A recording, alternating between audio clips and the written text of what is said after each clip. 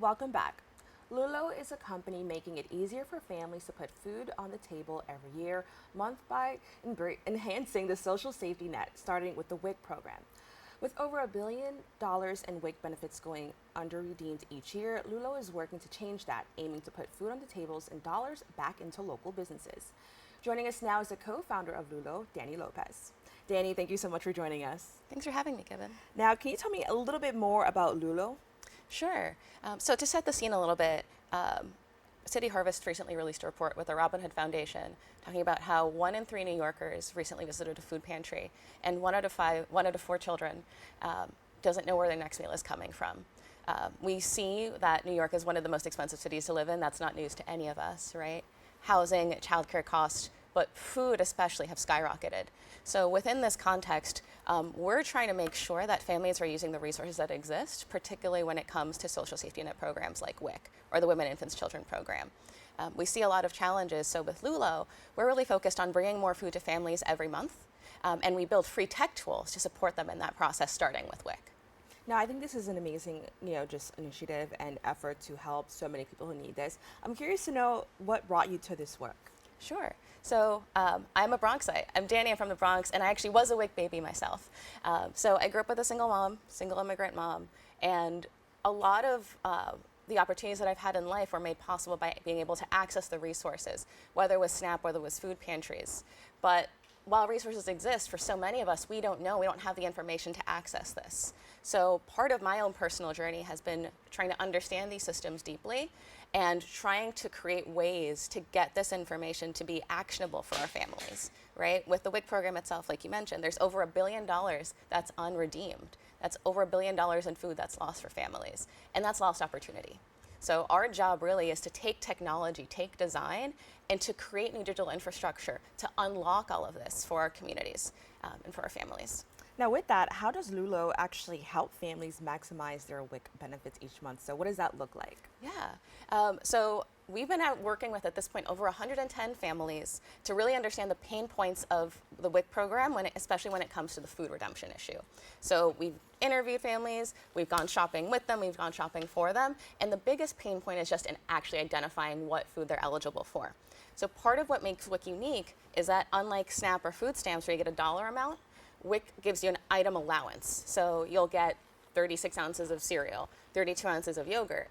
But each state then says you can buy the specific brand, flavor, and container size. So it becomes a constant guessing game for families of what can I actually get, especially if things are not labeled at the supermarket.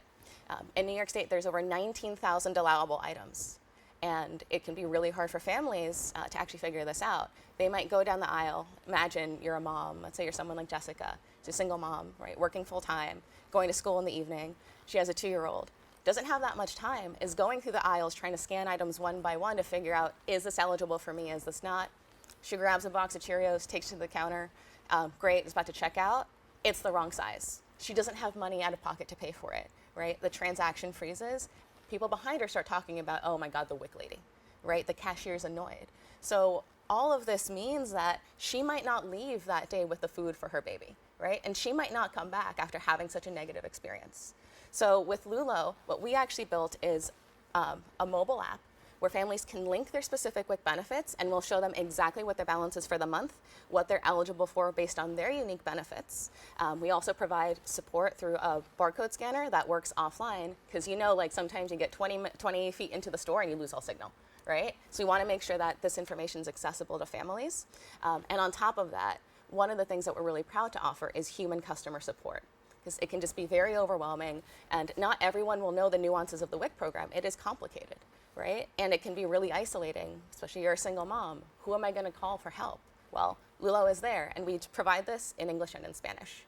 Oh, that's amazing. And I want to say thank you so much for kind of explaining what that experience is like. I mean, just hearing it, it's overwhelming. And I could easily see, a mom who's maybe on her own feeling overwhelmed about that. Can you explain, what the response has been like from people who have, used the app or have, interacted with Lulo? Yeah, so we are a little over 2 months old. We've had over 3,000 downloads, including a lot of out of state. So even though we're New York based right now, there's just been a lot of resonance within the WIC community. We have over 1,500 WIC families that have fully connected their benefits and are using Lulo. And so much of the feedback has just been, thank you for making something that fits our needs, right? Something as simple as showing pictures of items, which the current state app does not do, is just game changing for families, right? It's kind of wild that these aren't the most kind of 21st century like AI cutting edge, right? We're just trying to bring some basic tech to this program, right? And again, even like having the customer support does make families feel more secured and empowered so that they don't have that fear of, do I have this wrong item?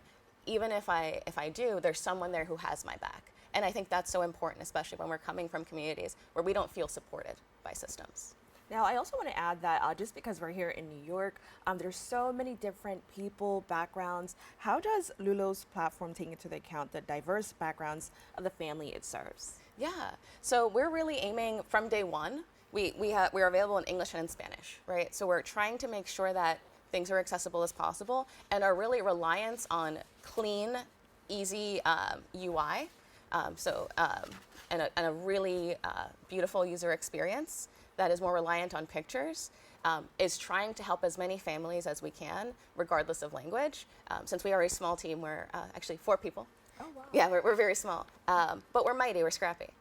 And so we're really trying to make sure that as much of this information is universally accessible. Again, pictures are a big part of that, having support, and also working with community organizations that have other language supports, right, that can put this tool in the hands of families. And we also try to highlight culturally relevant WIC recipes.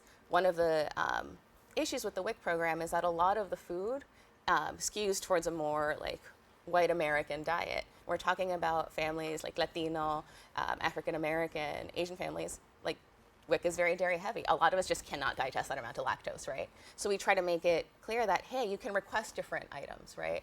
Here's how you can advocate for yourself to get what you need for your baby.